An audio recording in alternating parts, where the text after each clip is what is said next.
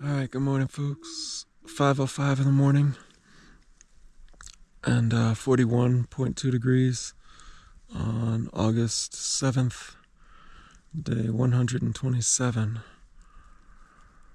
Oh, it's chilly, but I'm gonna wake up. Alright, good morning again folks. It is 6:40 in the morning and 41.2 degrees.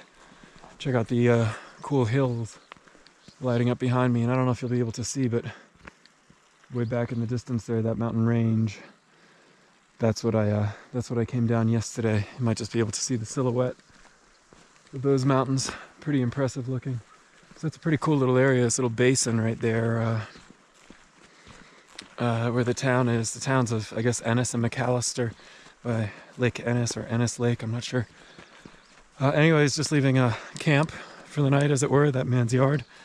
It was pretty comfortable. It definitely, I felt when I laid down to start processing video that it was going to be a colder night than it had been. And it's funny, sort of the more time I spend outdoors, you start kind of drawing, developing pattern recognition skills. Well, the last 2 nights was thick cloud cover.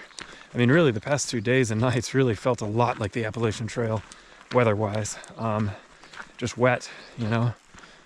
And then by the second half of yesterday, it seemed like that weather was kind of clearing up a little.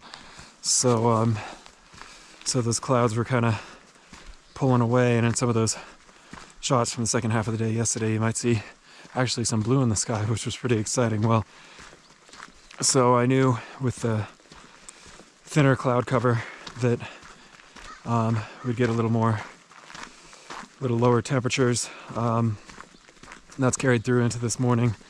But what's funny about it in the pattern recognition business was that I pretty much decided before I really closed my eyes to go to sleep last night that I'd be able to put up my solar panel on my pack this morning. So that's what I've done. Who knows?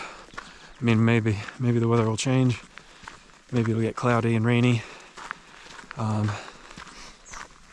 But yeah, it's just kind of funny how one thing leads to another, right? If it's colder last night, it may be because of the lack of cloud cover, and if there's lack of cloud cover, then I can put up my solar panel today. Anyways, whatever. Yeah, so huge thanks to that man for letting me sleep up in his yard there. That was really cool, because I didn't really have a lot of other choice. I mean, I doubt you can really see, but basically this is what I take to be a county road, an unpaved county road, and there are these fences on either side of the road, pretty much immediately adjacent to the road. So yeah, I mean, I've met hikers who would be comfortable just kind of scrambling off the road and going and camping up in this brush or whatever, but I don't know, man. I mean, I'd rather just ask. I mean, I'm totally on board in some situations with that whole, like, better to ask forgiveness than permission type mentality, but I don't know, man. I'd rather just ask permission in this case. And it's tough to imagine someone saying no and having a real big problem with it, but I mean, either way, the first guy I asked yesterday said yes, so that's pretty good. Gosh, that's a moose, and a baby moose. That's pretty cool. That's a big animal. And a small animal. Golly. Well, whew, that's pretty exciting. Yeah, anyways, yeah, I just kind of felt like better to ask permission. Some of these fences, I mean, I'm sure this is kind of tongue-in-cheek, but all the same, I wouldn't really test it. It says, no trespassing, survivors will be prosecuted. So, yeah, I mean, I don't think anyone's really going to shoot anyone over it, but heck, who in the world knows? That's all I got for this morning. I'm going to mosey, get you another shot of this moose and calf if we see them, but I'm not sure where they've gotten off to. All right. Yeah, they're gone. All right, well, thanks so much. I'll talk to you guys later.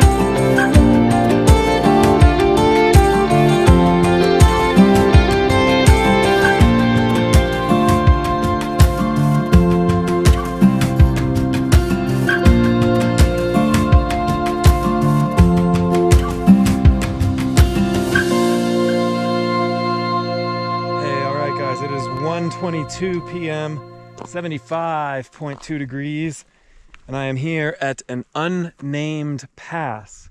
Came up from this side. Those are those mountains we were in yesterday, way off across the way on the horizon. You might be able to see those. Right now we are in the Tobacco Route Mountains I think it's called Deer Lodge National Forest. Behind me here is Little Granite Peak, and behind me there is Horse Mountain. And yeah, definitely a pretty good climb. We're up here at 9,545 feet above the planet Earth's ocean, so getting close to 5 decimals, but getting close to 5 figures, but not quite there. This rather sketchy looking ledge, I'm pretty sure, is my trail to get down off this pass. I'm pretty excited about it. The only solace I'm taking is that looks like a shipping container way out there beneath that dilapidated building, which I believe is Nicholson's mine or something like that. Nicholson mine, some obviously long since forgotten and derelict mining cabin over there. But yeah, that shipping container, if this whole traverse is as wide as that shipping container, I should be in pretty good shape. And honestly, it was a Forest Service road, albeit a closed Forest Service road, which I took to get up here. So hopefully it should be Forest Service road or 10 feet wide or whatever, something like that. These things always tend to look sketchier than they frequently are. Sometimes they are indeed that sketchy, but hopefully that one isn't as sketchy as it looks, and should be great. Yeah, anyways, we'll keep moving. I think the nearest water is probably 2 or 3 miles away. That's where I'll stop and take lunch, I think, because it's getting on that time. I will check in with you guys later.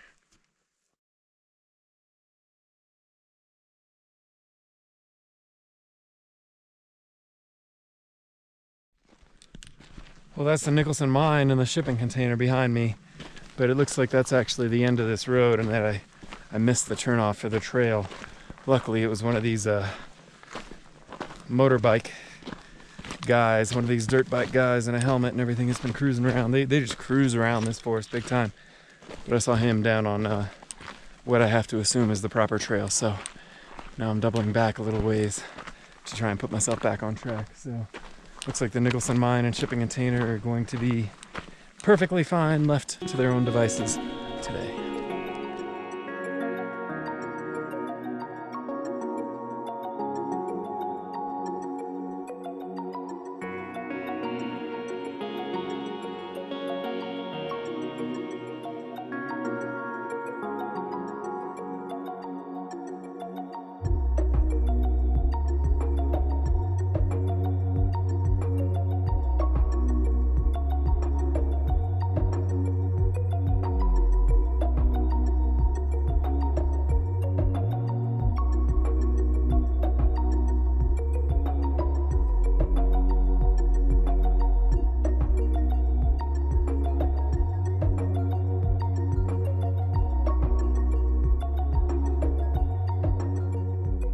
Alright, good afternoon folks. It is 3:40, 58 degrees in the shade is what my watch is saying. Boy, that sounds cool.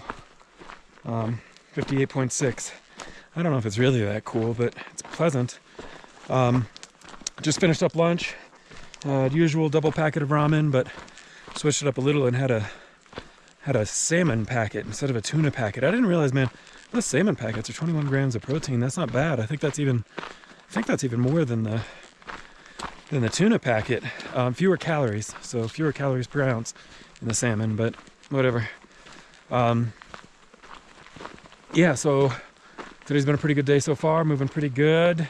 Definitely that climb up to that pass slowed me down quite a bit. And lunch was pretty slow because I also decided to go ahead and have a bit of a yard sale. Opened everything up and got my my tent and sleeping bag kind of baking in the sun a little bit, so they should be nice and dry when I get to camp this evening. Now, speaking of getting to camp, I had thought that it would be possible for me to wake up on one side of this national forest, Deer Lodge, I think, something like that, national forest, and then go to sleep on the other side of it, basically just hike straight on through the forest all in one day. And look, I suppose not only is that technically possible, but it's even still possible given my progress on the day, which I think we're about 21 or 22 miles into the day. But making it to the other side of and out of this forest would mean dropping 15 miles on top of what I've already done, which a 36-mile day in and of itself isn't necessarily the end of the world, but dropping 15 miles on top of what you've already done at 3:45, that starts to get just a little bit dicier, especially considering excuse me, that if I were to do that, I would be putting myself back in the same situation as I was in yesterday with respect to having no legal place to camp. So I'd be knocking on someone's door again, and really there's a big difference between knocking on someone's door at 7:15 on a Saturday, knocking on someone's door at 9 p.m. on a Sunday. So I don't know. I think we're going to kind of see how the afternoon goes.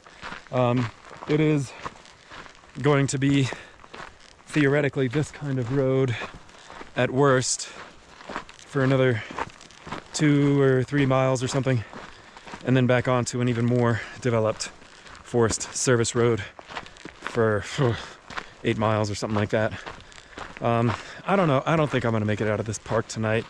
I think I'm going to go pretty far and maybe camp just inside the park if I can, but we'll kind of see how we go. I was saying about the roads that we're basically going to be following a creek, which is probably 200 feet to my left, and then that creek is going to feed into the Boulder River, and I'll be following from that point then the Boulder River for quite some, well, I shouldn't say quite some ways, as if it's a really, really long time, but maybe a dozen miles or something, I don't know. Yeah, so that's about it for now. I will check back with you guys later.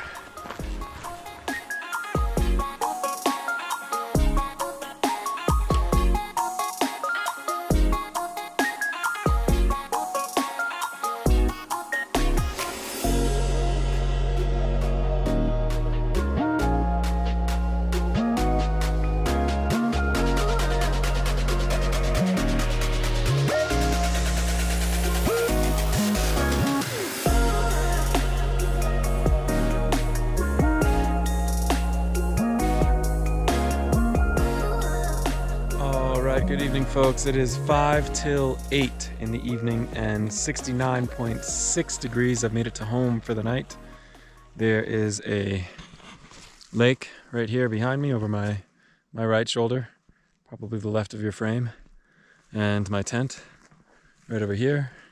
Before you get too caught up, like, oh my gosh, Beat, what abhorrent, blasphemous hypocrisy. How dare you set up your tent like 30 feet from a lake 2 or 3 nights after you were